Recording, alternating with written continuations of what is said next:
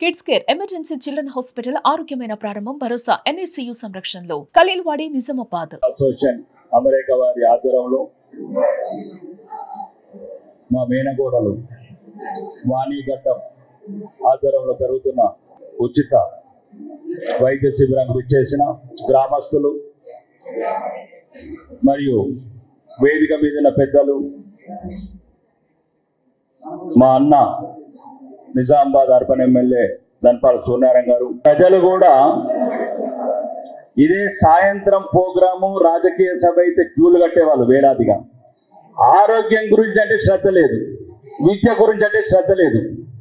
వాళ్ళు ఎక్కడి నుంచి అమెరికాకి వెళ్ళొచ్చి ₹1,00,000 టికెట్ పెట్టుకొని అరసపల్లిలో క్యాంపు పెడితే పక్కన ఇంటూరు వచ్చినట్లేదు.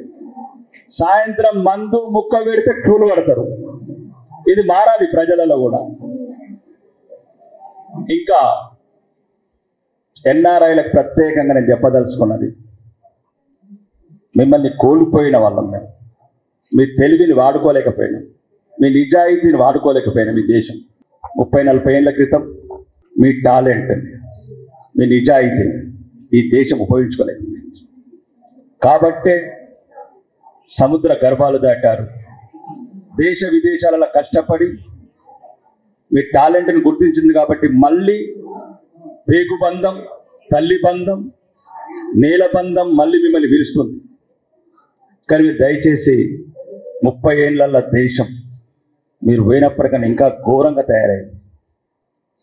అవినీతి పరుల చేతుల్లోకి వెళ్ళిపోయింది దేశం. అడుగడుగున అవినీతి. సార్ అవినీతి డెవలప్మెంట్ అండి, పాలిటిక్స్ కాదు. గవర్నమెంట్ నుంచి అన్ని సౌకర్యాలు ఉంది కూడా ఈరోజు వైద్య రంగంలో మాఫియా రాజ్యం వెళ్తున్నది. మీలాంటి వాళ్ళు, మంచి వాళ్ళు కొంత దృష్టి పెట్టండి. మీ తెలివి, మంచి డాక్టర్స్ వచ్చి మెడికల్ క్యాంప్స్, ఒకప్పుడు సత్యసాయి బాబా పుట్టపర్తిలో ఎట్లయితే క్యాంప్స్ పెడతారో అట్లాంటి క్యాంప్స్, అట్లాంటి హాస్పిటల్స్ పర్మనెంట్ కట్టండి. విద్య, వైద్యం రెండు ఈరోజు బాగా నమ్మకం లేకుండా అయిపోయింది. ప్రభుత్వ స్కూళ్ళల్లో ఎవ్వరు కూడా చేరట్లేదు. ఎవ్రీ ఇయర్ 3 లక్షల మంది డ్రాప్అవుట్స్ అవుతున్నారు. ప్రభుత్వ వైద్యశాలల్లో మరీ పేదవాడు తప్ప ఆటో రిక్షా వాడు కూడా వెళ్ళలేనంత నమ్మకం కోల్పోయింది. మీరు ఎందుకంటే దేశ విదేశాలలో మంచి పేరు సంపాదించుకొని అన్ని రకాలుగా ఈ దేశాన్ని కాపాడుకోవాల్సిన అవసరం మీకుంది. ఈ దేశాన్ని సంస్కృతి సాంప్రదాయాలు కాపాడాల్సిన అవసరం మీకుంది.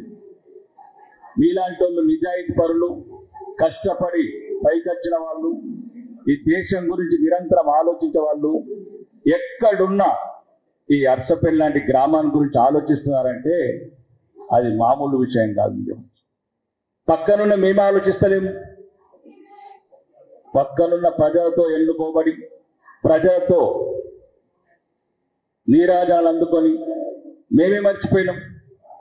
అట్లాంటిది అమెరికాకి వెళ్ళొచ్చి ఇట్లాంటి క్యాంప్స్ పెట్టడం, అవేర్నెస్ క్యాంప్స్ పెట్టడం అంటే మామూలు విషయం కాదు.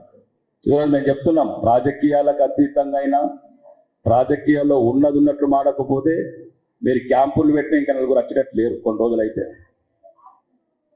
ఇదే రాజకీయ సభలు, కుల సభలు పెడితే వేలాది మంది క్యూలు కడతారు. ఇక్కడ ప్రజల్లో అవేర్నెస్ తీసుకురండి, ప్రశ్నించే తత్వం తీసుకురండి, నిలదీయాలి నాయకులని, అధికారులని. మా బడ్జెట్ ఎంత, మా పన్నులు ఎంత, మా అప్పులు ఎంత, ఎందుకు ఆడపిల్లలు చదువుకునే బాత్రూమ్ల స్కూళ్ళల్లో ఫెసిలిటీస్ ఉన్నాయి, గవర్నమెంట్ హాస్పిటల్ డాక్టర్లు ఉండరు. ఈ ప్రజలు ప్రశ్నించాలంటే మీ ధైర్యం తోడు కావాలి. ఎందుకంటే మీరు ఆర్థికంగా స్థిరపడ్డారు విదేశాలలో. ఇక్కడ ప్రతి ఒక్కరికి రాజకీయ పార్టీ ఒకరికండ, కులం ఒకరికండ, ఇక్కడ ప్రశ్నించడమే మానేస్తున్నారు పేదవాళ్ళు. కాబట్టి విదేశాలలో ఉన్న ఈ గడ్డని మర్చిపోకుంటున్నారు. ఇట్లాంటి క్యాంపులు.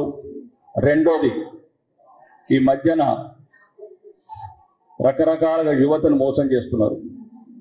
విదేశాలకు తీసుకెళ్లి ఎవ్రీడే, నిన్నగాక మొన్న కూడా మా పార్లమెంట్ సభ్యుడు పార్లమెంట్లో ప్రశ్నించారు. 100,000 మంది చదువుకున్న యువకులను తీసుకెళ్లి ఆ ఆన్లైన్ మోసాలు చేయిస్తున్నారు.